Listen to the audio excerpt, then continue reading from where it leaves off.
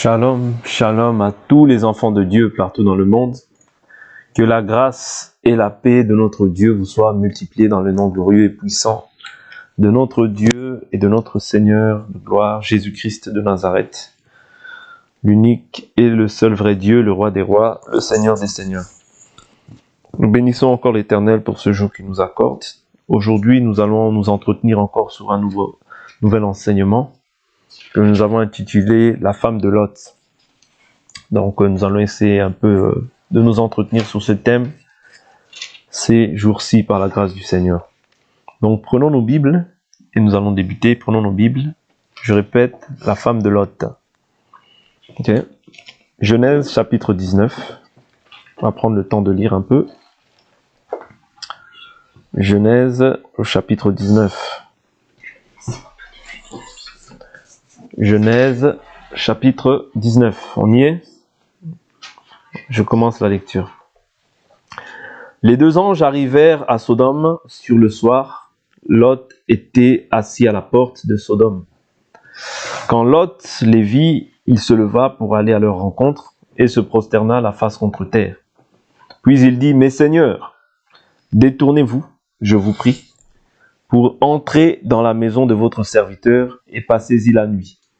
Lavez-vous les pieds, vous vous lèverez de bon matin et vous poursuivrez votre route. » « Non, répondirent-ils, nous passerons la nuit sur la place. » Mais Lot les pressa tellement qu'ils firent un détour chez lui pour entrer dans sa maison. Il prépara pour eux un festin et fit cuire des pains sans levain et ils mangèrent. Il n'était pas encore couché que les gens de la ville, les hommes de Sodome, entourèrent la maison depuis les jeunes gens jusqu'aux vieillards, la population de tous les quartiers. Ils appelèrent Lot et lui dirent : « Où sont les hommes qui sont entrés chez toi cette nuit ? Fais-les sortir vers nous pour que nous les connaissions. » Lot sortit vers eux à l'entrée de la maison et ferma la porte derrière lui. Il dit : « Mes frères, je vous en prie, ne faites pas le mal. Voici, je vous en prie. J'ai 2 filles qui n'ont pas connu d'homme, je vous en prie. Je vous les amènerai dehors et vous leur ferez ce qu'il vous plaira. Seulement ne faites rien à ces hommes, puisqu'ils sont venus à l'ombre de mon toit. » Ils dirent : « Retire-toi. » Retire-toi. Et ils dirent encore : « Celui-ci est venu tout seul, comme immigrant, et il veut faire le juge. Eh bien, nous te ferons pire qu'à eux. » Puis, pressant Lot avec violence, ils s'avancèrent pour briser la porte. Les anges entendirent la main, firent rentrer Lot auprès d'eux, dans la maison, et fermèrent la porte. Ils frappèrent d'aveuglement les gens qui étaient à l'entrée de la maison, depuis le plus petit jusqu'au plus grand, de sorte qu'ils se donnèrent une peine inutile pour trouver la porte. Les hommes dirent à Lot : « Qui as-tu encore ici ? Gendre, fils et filles, et tous ceux qui t'appartiennent dans la ville, fais-les sortir de cet endroit. Car nous allons détruire cet endroit, parce que devant l'Éternel, ce qu'on reproche à ses habitants est énorme. L'Éternel nous a envoyés pour détruire la ville. » Lot sortit pour parler à ses gendres qui avaient épousé ses filles, et leur dit : « Levez-vous, sortez de ce lieu, car l'Éternel va détruire la ville. » Mais aux yeux de ses gendres, il parut plaisanter. Quand l'aube se leva, les anges insistèrent auprès de Lot en disant : « Lève-toi, prends ta femme et tes 2 filles qui se trouvent ici, pour ne pas succomber avec la ville fautive. » Mais il s'attardait alors. Alors les hommes le saisirent par la main, lui, sa femme et ses 2 filles. Car l'Éternel voulait l'épargner. Ils le firent sortir et le laissèrent en dehors de la ville.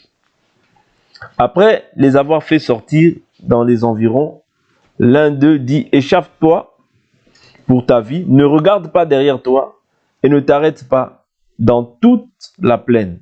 Échappe-toi vers la montagne, de peur que tu ne succombes. » Lot leur dit : « Oh non, je t'en prie, Seigneur. Je t'en prie, ton serviteur a obtenu ta faveur. Et tu as montré la grandeur de ta bienveillance à mon égard en me conservant la vie. Mais moi, je ne puis m'échapper vers la montagne sans que le malheur s'attache à moi. Je mourrai. Je t'en prie. Voici cette ville assez proche pour que je m'y réfugie. Et elle est petite. Oh, que je puisse m'échapper jusque-là. N'est-elle pas petite et que je reste en vie? Alors il lui dit, voici, par considération pour toi, en cette circonstance, je ne bouleverserai pas la ville dont tu parles. Vite, échappe-toi jusque-là, car je ne puis rien faire jusqu'à ce que tu y sois arrivé. C'est pour cela que l'on a donné à cette ville le nom de Tsoar. Le soleil se levait sur la terre lorsque Lot entra dans Tsoar. Alors l'Éternel fit pleuvoir du ciel sur Sodome et sur Gomorrhe du soufre et du feu venant de l'Éternel. Il bouleversa ces villes, toute la plaine, tous les habitants des villes et les plantes du sol. La femme de Lot regarda en arrière et devint une statue de sel. Abraham se leva de bon matin pour aller à l'endroit où il s'était tenu en présence de l'Éternel. Il porta ses regards du côté de Sodome et de Gomorrhe, et sur tout le pays de la plaine, il vit s'élever de la terre une fumée comme la fumée d'une fournaise. Lorsque Dieu détruisit les villes de la plaine, Dieu se souvint d'Abraham et retira Lot du cataclysme lorsqu'il bouleversa les villes où Lot avait habité. Amen, parole du Seigneur. Donc ici, nous avons pris cette lecture pour essayer d'étudier en fait un peu la femme de Lot. La femme de Lot, on voit son attitude, son comportement, a été l'ordre ou bien l'ordonnance qui avait été donnée, c'est de quitter la vie et de ne pas regarder en arrière. Ouais, ça c'était l'ordonnance qui avait été donnée par les anges. Les anges qui prennent généralement une forme humaine. Voilà pourquoi on parle des hommes. Ok? Et ils les appellent les seigneurs. Ouais, donc ils se sont présentés à la maison de Lot. Pourquoi? Par considération. Ouais, par rapport à la considération que Dieu avait pour Abraham. Et Abraham avait intercédé pour Lot. Oui, Abraham avait intercédé pour Lot.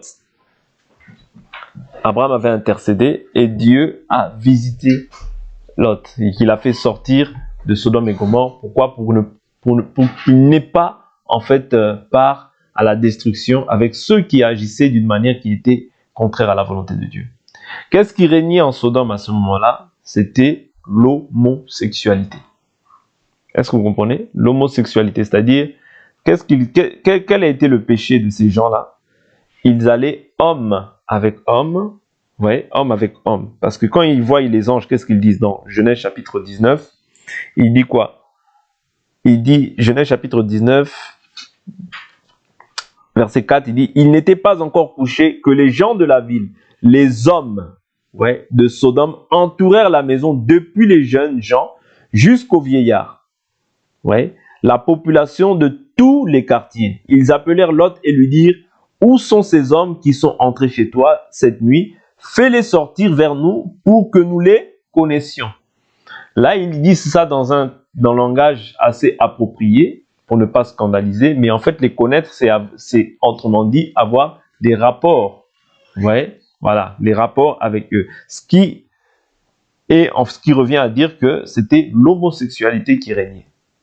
Vous comprenez? Et ces choses-là que nous voyons ici, nous voyons aussi ces choses-là dans les temps dans lesquels nous sommes. Ouais. Dieu a détruit en cette période-là. Pourquoi? Parce qu'il y avait l'homosexualité qui régnait dans Sodome et Gomorrhe. Et la Bible nous dit ce qui a été, c'est ce qui est, c'est ce qui sera, rien de nouveau sous le soleil. Quand on voit la femme de Lot, elle se retourna derrière. L'ordonnance était d'aller et de ne pas se retourner derrière. Retourner derrière, c'est retourner dans les choses en fait anciennes. Retourner dans les choses passées. Retourner dans les choses que nous sommes censés avoir vomi. Ouais. Retourner dans les choses que nous sommes censés avoir vomi. Ok? Parce que ici, c'était ça l'ordonnance. Sodome et Gomorrhe, vous voyez, était vouée à la destruction. De même aussi cette terre dans laquelle nous sommes, n'oublions pas qu'elle est vouée aussi à la destruction.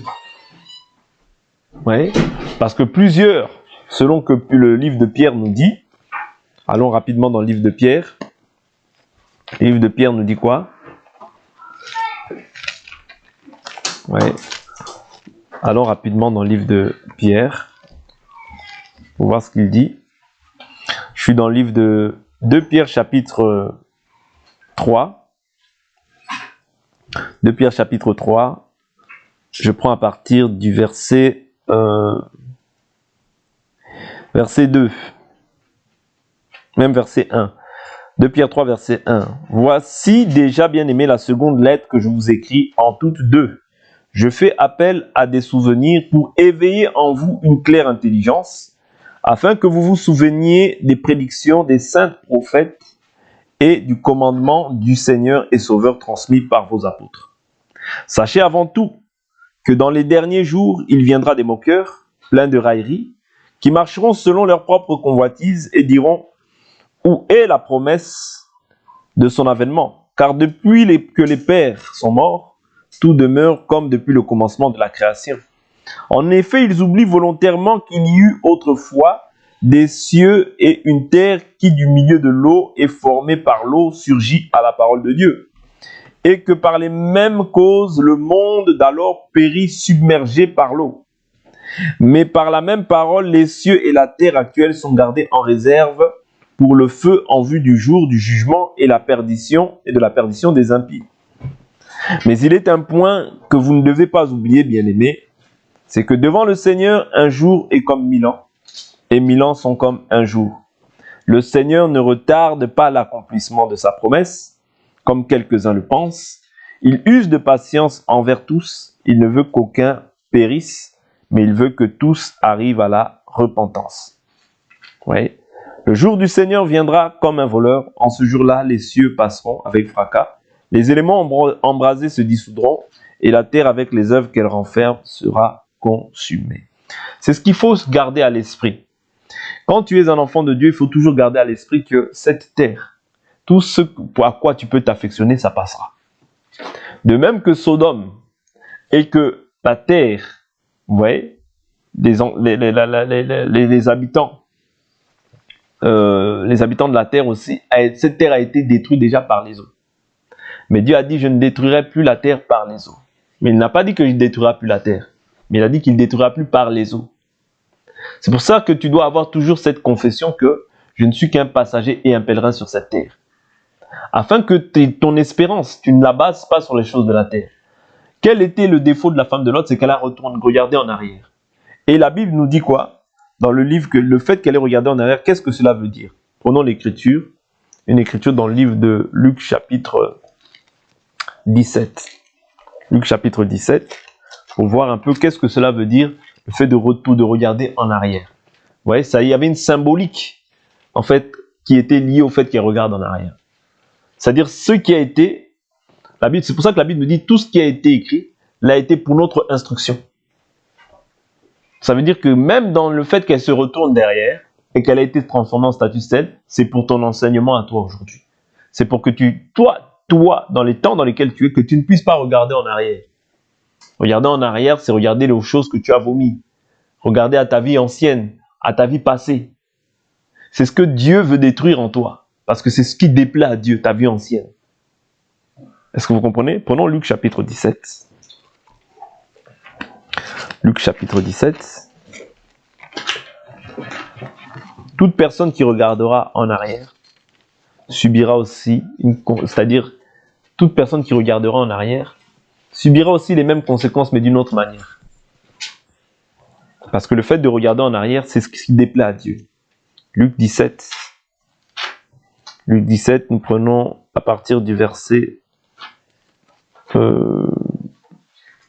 voilà, et là il est en train de parler du déluge. Je prends à partir du verset 26.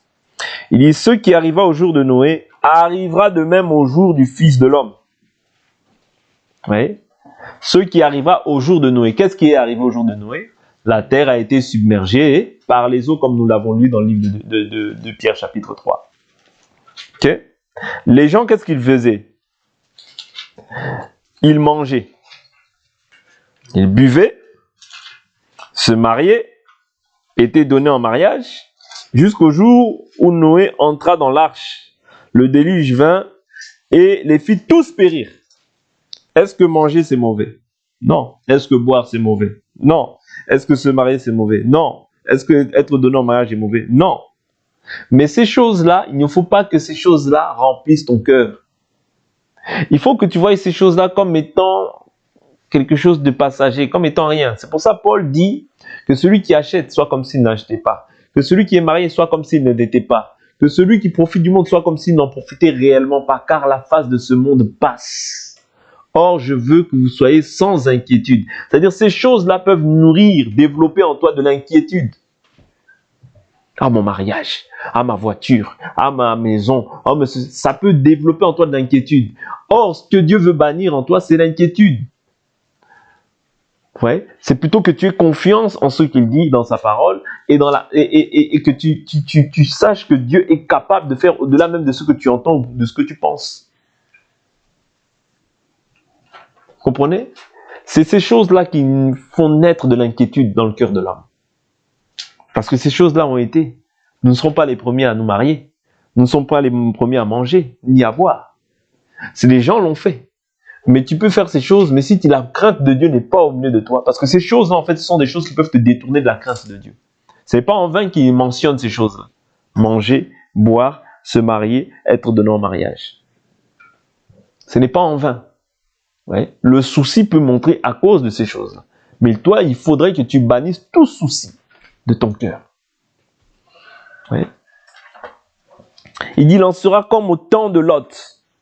Les gens mangeaient, encore une fois, buvaient, deuxièmement, achetaient, troisièmement, vendaient, quatrièmement, plantaient et bâtissaient.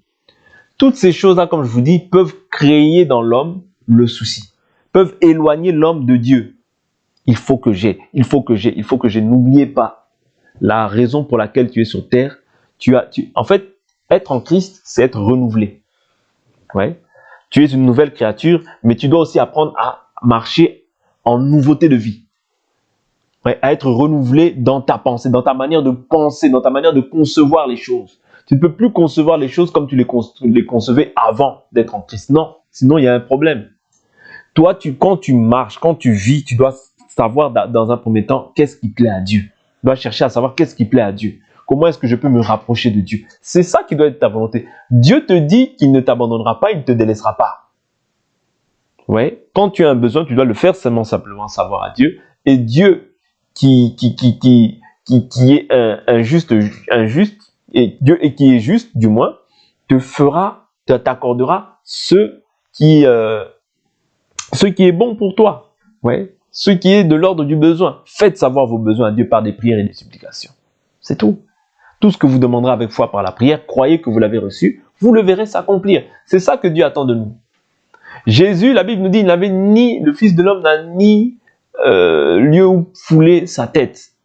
Paul nous dit, si vous avez la nourriture, le vêtement, cela vous suffit. Oui.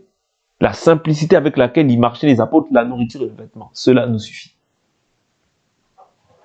Restons dans ces traces-là, pour ne pas nous perdre, pour ne pas nous éloigner en fait de la voie du salut. C'est très important. La simplicité de l'évangile. Oui. Celui qui aime l'argent n'est jamais rassasié. Ok? Je continue. Donc les gens plantaient, bâtissaient, vendaient. Mais le jour où Lot sortit de Sodome, une pluie de feu et de soufre tomba du ciel et les fit tous périr. Pourquoi ils ont péri? Parce qu'il n'y avait pas de juste. C'est pour nous faire comprendre, quand on voit ces choses-là, c'est pour nous faire comprendre que cette terre aussi, dans laquelle nous sommes, passera. Mais que les justes sont peu. Il y a peu de justes. Ouais. Mais les impies, il y en a en grand nombre. Mais nous aussi, si nous nous livrons, c'est-à-dire nous laissons en fait les désirs du monde grandir en nous, vous allez voir que nous serons aussi comptés parmi les impies. Parmi les injustes. Parce que Dieu ne fait pas de considération de personne. Ça fait longtemps que je sers Dieu. Non, attention, on ne se familiarise pas avec Dieu. On se soumet à Dieu. Ne te familiarise pas avec Dieu. Ouais. Tu rendras compte de la manière dont tu as vécu dans ce corps. Voilà pourquoi sois conscient. Je vous dis toujours que l'évangile, il vient pour conscientiser chacun d'entre nous. L'évangile ne vient pas pour te dorloter, pour te câliner dans le sens du poil. Non. Il vient pour te conscientiser. Tu prends ou tu prends pas. Dieu dit, j'ai placé au-devant de toi la mort et la vie. Je te conseille de choisir la vie afin que tu vives et que tu sois heureux. Mais toi-même, tu peux aussi rejeter cette parole, l'avorter, et tu subiras aussi les conséquences d'avoir aussi avorté cette parole. C'est simple ce que Dieu nous demande. Maintenant, c'est à toi de pouvoir maintenant te soumettre à la volonté de Dieu pour voir le Seigneur au dernier jour. On ne vous trompe pas. Il y a une ligne de conduite à adopter si tu veux voir Dieu. Tu ne peux pas vivre comme tu veux et croire que tu es en Dieu. Non, ça n'existe pas. Oui. La femme de Lot, il dit quoi? Il nous dit quoi? Il en sera de même au jour du Fils de l'homme, le jour où le Fils de l'homme se révélera. En ce jour-là, que celui qui sera sur la terrasse et qui aura ses affaires dans la maison ne descende pas pour les prendre.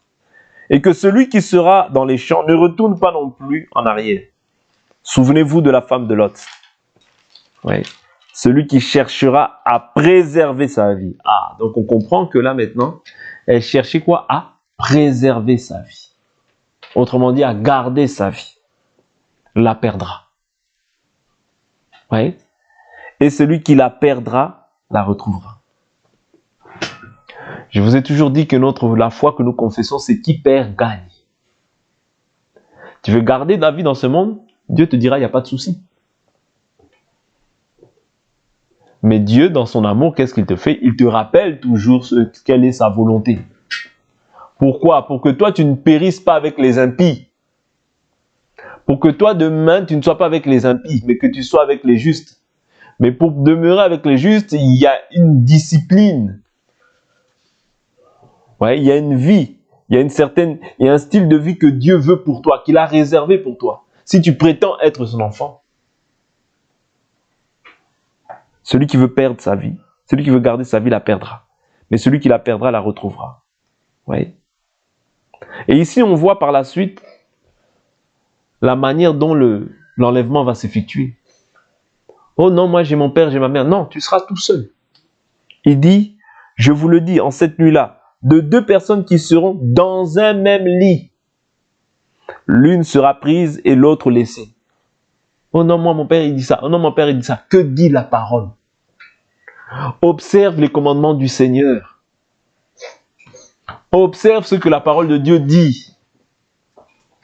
Oh non, nous dans notre église. Oh non, nous. Non, qu'est-ce que dit la parole? C'est pour ton salut. Dans ce jour-là, deux personnes dans un même lit, l'autre prise, l'autre reste. Celui qui est pris, c'est celui qui observe. Celui qui n'est pas pris, c'est celui qui n'observe pas.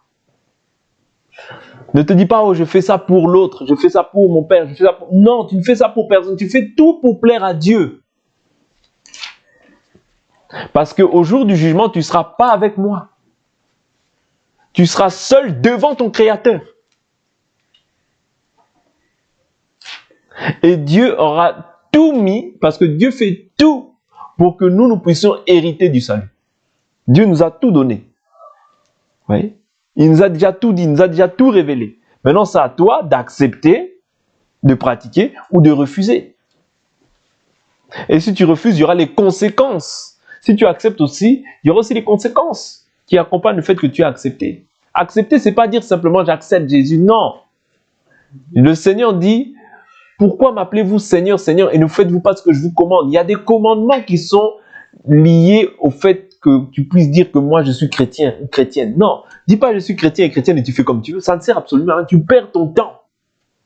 Je vous dis la vérité, tu perds ton temps quand tu veux vivre quand tu veux. Tu perds ton temps. Va vivre même dans le monde, quand tu es fatigué, tu viens. Mais quand tu n'es pas encore fatigué, ta récompense là, si tu meurs aujourd'hui, ce sera la même. Ne crois pas parce que, oh moi je dis, je prie. C'est pas ça. La Bible dit, ne vous bornez pas à écouter, pratiquez la parole. Pratiquez la parole. Vous voyez? Il dit quoi? De deux femmes qui moudront ensemble, l'une sera prise, l'autre laissée. Ouais. De deux hommes qui seront dans un champ, l'un sera pris, l'autre laissé. Oui. C'est ainsi qu'on dit aussi que le salut est individuel en soi. Le salut, ouais, il est individuel. Ouais. Le salut, il est en commun. Là, quand on partage comme ça, c'est en commun. Nous nous édifions, c'est en commun.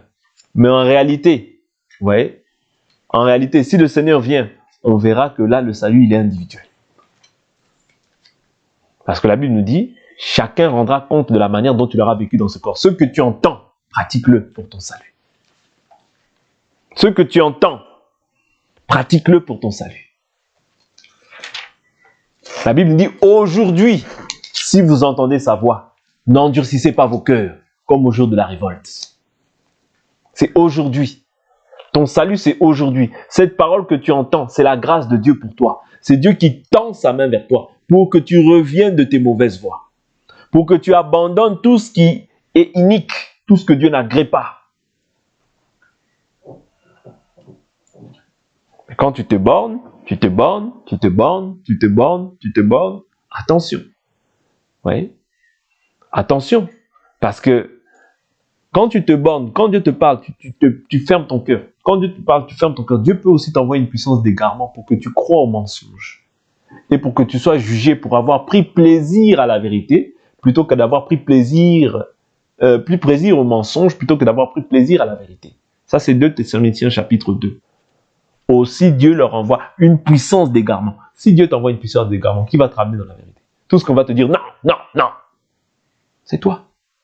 À la fin, tu rendras compte à Dieu. Dieu te montrera sa parole. Tu te diras, il y a écrit, il est écrit, il est écrit. Parce qu'on sera jugé sur base de cette parole. Tu ne seras pas jugé sur autre chose. Dieu ne peut pas te juger sur autre chose, alors que toi, il t'a prêché cette parole. C'est cette parole qui va nous juger au jour du jugement.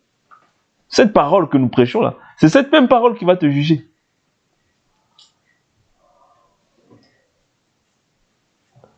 L'évangile n'est pas un jeu. L'évangile, c'est une vie. C'est une vie. C'est pour ça que Jésus dit, les paroles que je vous ai annoncées sont esprit et vie. Il ne s'agit pas seulement de connaître les versets. Dire oui, les versets. C'est bien. Mais qu'est-ce que tu en fais maintenant de ces versets? Est-ce que ces versets, c'est-à-dire, vaut mieux connaître même 1, 2 versets et pratiquer ces versets-là, plutôt que de connaître 1000 versets, mais de rien en faire. Débiter pour impressionner, ça ne sert à rien. Ça ne sert absolument à rien. Si la parole habite en toi en abondance, c'est pas pour s'en glorifier, mais c'est pour rappeler à Dieu ce qu'il dit dans sa parole, simplement. Et pour savoir qu'est-ce que je dois faire dans telle ou telle situation. Quand le monde frappe à ma porte, à la porte de mon cœur, comment est-ce que moi je me comporte? Quand la tentation, le désir de pouvoir, on te présente des choses qui sont contraires à la volonté de Dieu, comment est-ce que toi tu te comportes? Quand la chair réclame son dû en toi, comment est-ce que tu te comportes? Tu acceptes de crucifier cette chair ou tu embrasses la chair? C'est pour ça que Dieu nous donne sa parole. C'est pas pour nous glorifier, non. Parce que la Bible dit la connaissance s'enorgueillit, mais l'amour, qu'est-ce qu'elle fait? Elle édifie. Dieu ne nous donne pas sa parole pour que nous puissions débiter les versets et dire je connais. Ça ne sert absolument à rien. Dieu nous donne sa parole pour que nous puissions la mettre en pratique. Et qu'en ce jour-là, nous soyons auprès du Seigneur. La femme de Lot a entendu les instructions, comme Lot. Mais le cœur n'était pas entier pour le Seigneur. Le problème, c'est un problème de cœur. Tant que ton cœur n'est pas entier pour le Seigneur, tu seras toujours partagé dans ta manière de servir Dieu. Un coup en Égypte, un coup la chair, un coup l'esprit. Un coup la chair, un coup l'esprit. Un coup la chair, un coup l'esprit. Tu ne peux pas servir Dieu de cette manière. Voilà pourquoi Élie, qu'est-ce qu'il dit lorsqu'il voit les Israélites servir Baal et Dieu? Il dit, si l'Éternel est Dieu, servez-le. Mais si Baal est Dieu, servez-le. Jusqu'à quand clocherez-vous des deux côtés? Tu ne peux pas clocher des deux côtés et penser que tu es agréable au Seigneur. Non. Le Fils de Dieu est apparu afin de détruire les œuvres du diable. Tout ce qui est en toi et qui n'est pas à la gloire de Dieu, Dieu doit détruire ça. Et crois-moi, si tu as quelque chose du diable en toi, Dieu ne peut pas t'agréer. Même si tu veux justifier fois 1000 tout ce que tu veux, Dieu ne peut pas t'agréer. Dieu est derrière sa parole pour l'accomplir. Si Jésus a pu vaincre le diable, c'est parce que quand le diable est venu, il a dit, le prince de ce monde vient, il n'y a rien de lui en moi. Tu ne peux pas vaincre. Parce que c'est le seul qui a vaincu. Nous entrons dans la victoire que Jésus a accomplie. Si maintenant, toi, dans cette victoire-là, tu t'opposes à ce que Dieu dit, tu te trompes toi-même. Le combat, vous voyez, nous n'avons pas à lutter contre la chair et le sang.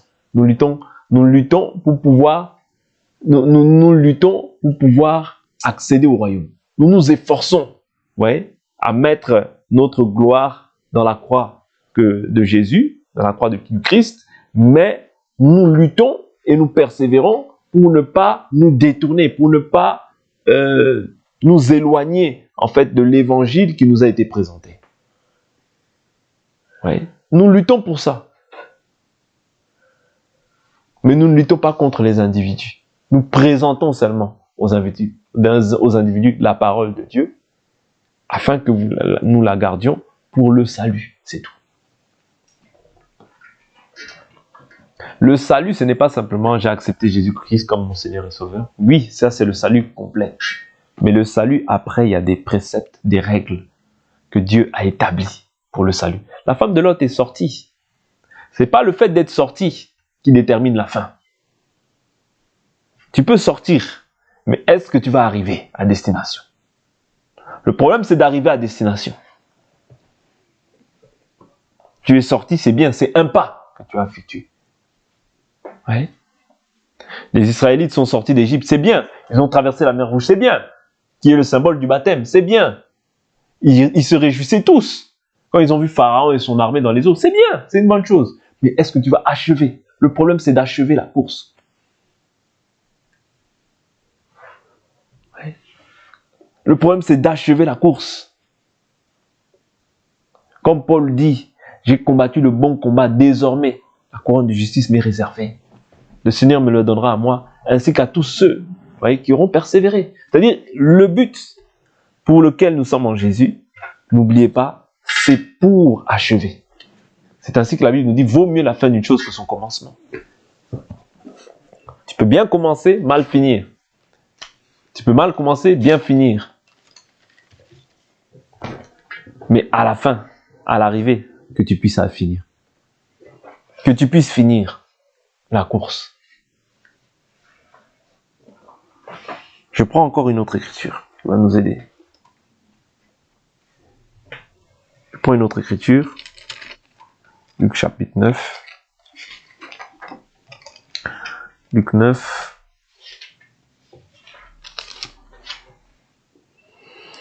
Alors, Luc 9, je prends à partir du verset 59.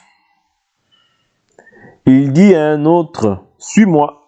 Et il répondit, « Permets-moi d'aller d'abord ensevelir mon père. » Mais Jésus lui dit, « Laisse les morts ensevelir leurs morts, et toi, va annoncer le royaume de Dieu. » Un autre dit, « Je te suivrai, mais permets-moi d'aller d'abord prendre congé de ceux de ma maison. » Jésus lui répondit, « Quiconque met la main à la charrue et regarde en arrière n'est pas bon pour le royaume de Dieu. » La même image, mais dite d'une manière différente.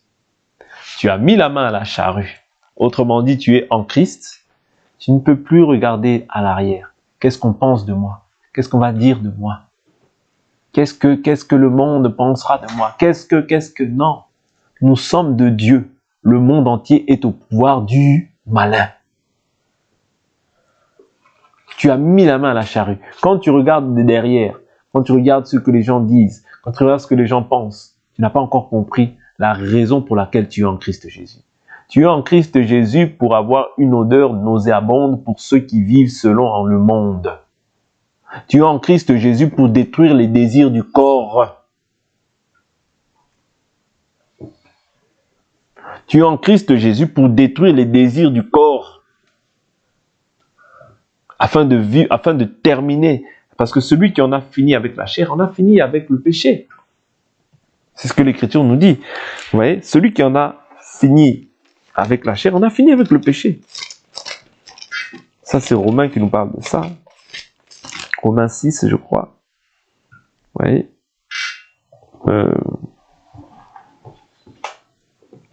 Alors, voilà. Je prends Romains 6.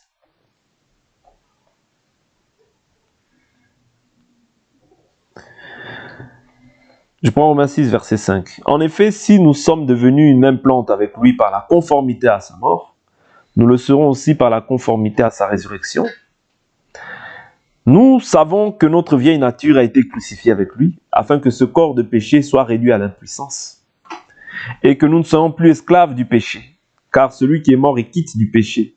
Or, si nous sommes morts avec Christ, nous croyons que nous vivrons aussi avec lui, sachant que Christ, ressuscité d'entre les morts, ne meurt plus. La mort ne domine plus sur lui, car il est mort, et c'est pour le péché qu'il est mort, une fois pour toutes, et maintenant qu'il vit, il vit pour Dieu. Ainsi vous-même, considérez-vous comme mort au péché, et comme vivant pour Dieu en Christ Jésus. Que le péché ne règne donc pas dans votre corps mortel, et n'obéissez pas à ses convoitises. Et le péché, c'est un maître auquel tu peux obéir. La chair, c'est un maître auquel tu peux obéir. Mais la Bible nous dit, n'obéissez pas à ses convoitises. Pourquoi? Parce que la Bible nous dit comment est-ce que le péché se manifeste dans la vie de l'homme. Chacun est tenté de ce que sa propre convoitise l'attire, le séduit. Une fois que la convoitise est parvenue à son terme, cela engendre le péché. Et le péché parvenu à son terme, ça engendre la mort. Vous voyez? Ça, c'est Jacques qui nous parle de ça.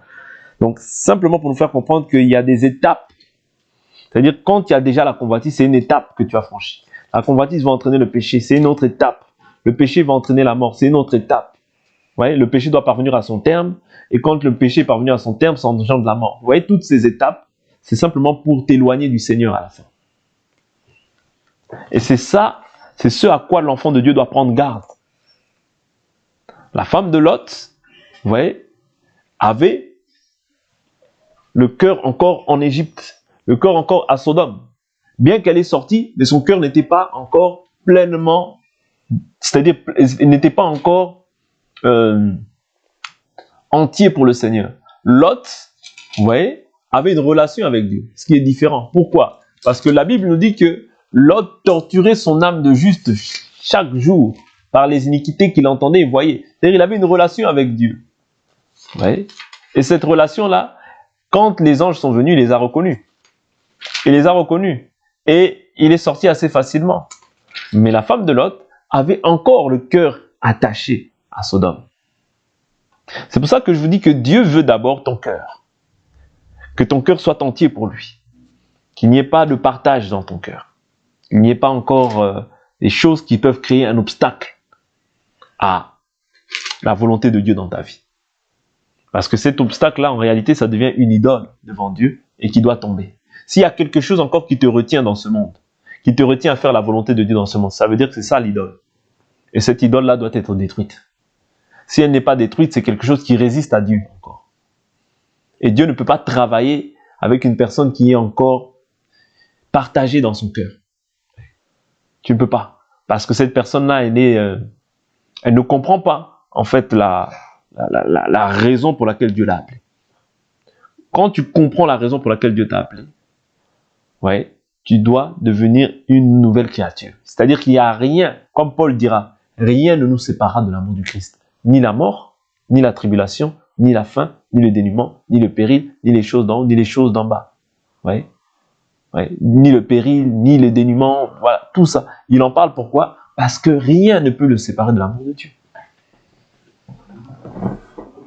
Mais quand il y a quelque chose encore qui peut te séparer de l'amour de Dieu, le mariage, bâtir, planter, tout ça, ça peut te séparer de l'amour de Dieu, ça veut dire que ton cœur n'est pas encore entier pour Dieu. Et c'est ce que Dieu attend de chacun d'entre nous. Voyez, que nous soyons entiers pour lui. Parce que l'Écriture est claire, je ne donnerai pas ma gloire à un homme, ni mon honneur au statut. C'est-à-dire, s'il y a une statue qui est encore en toi, pour que Dieu commence à faire un travail en toi, il ne peut pas régner avec la statue. Parce que si Dieu règne avec la statue, tu sers 2 maîtres à la fois. Or, la Bible est claire, on ne peut pas servir 2 maîtres à la fois. Soit on s'attachera à l'un et haïra l'autre, soit on aimera l'un et méprisera l'autre. On ne peut servir Dieu et maman. De même, tu ne peux servir Dieu et autre chose, et l'idole qui règne. Non, l'idole doit d'abord être détruite pour que Dieu puisse être pleinement d'abord glorifié. Voilà pourquoi même les Israélites ne pouvaient pas servir Dieu en Égypte. Parce que Moïse a dit quoi? Les Égyptiens nous lapideront. Parce que les sacrifices des Hébreux sont en horreur aux Égyptiens.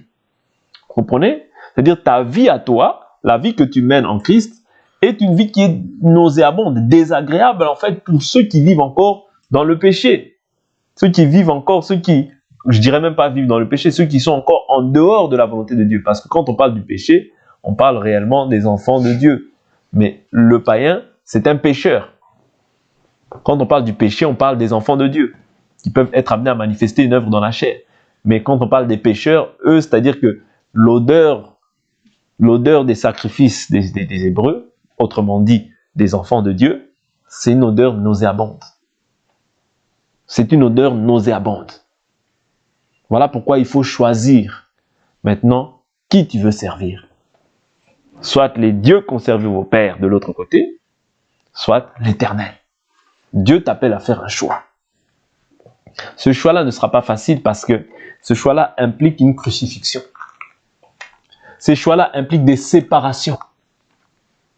Ah oui, parce que quand Dieu vient, c'est pour séparer ce qui est ténèbres de ce qui est lumière. Au commencement, Dieu créa les cieux et la terre. Il appela la lumière jour. Il vit que la lumière était bonne, pas les ténèbres. Pas les ténèbres. Dieu sépare. L'œuvre de la séparation, c'est Dieu qui l'a fait. Ce qui est vil de ce qui est juste, de ce qui est bon. Dieu doit faire cette séparation. Toi. Si tu veux être agréable à Dieu, ouais, il faut au préalable que tu saches que j'ai mis maintenant ma main à la charrue. C'est fini, je ne peux plus regarder derrière. Autrement dit, je suis dans la lumière, je ne peux plus retourner dans les ténèbres. Jésus dit, si quelqu'un veut venir à moi, qu'il met sa main à la charrue, qu'il regarde derrière moi, il n'est pas digne de moi. Et la Bible l'interprète en disant, celui qui veut garder sa vie, la perdra. C'est ça qui a été le cas de la femme de Lot. C'est-à-dire la Bible explique aujourd'hui que le fait qu'elle est retournée, c'est qu'elle a gardé sa vie. Ouais. Quand tu gardes ta vie, oh moi ça non, je ne peux pas. Tout ça, mais ça non, là c'est exagéré, c'est exagéré. Tu gardes ta vie, tu vas la perdre. Dieu te fait la promesse que tu vas la perdre. C'est pour ça qu'il faut maintenant choisir qui tu veux servir. Que l'Éternel Dieu nous bénisse. Pour aujourd'hui, on va s'arrêter là, on va prier.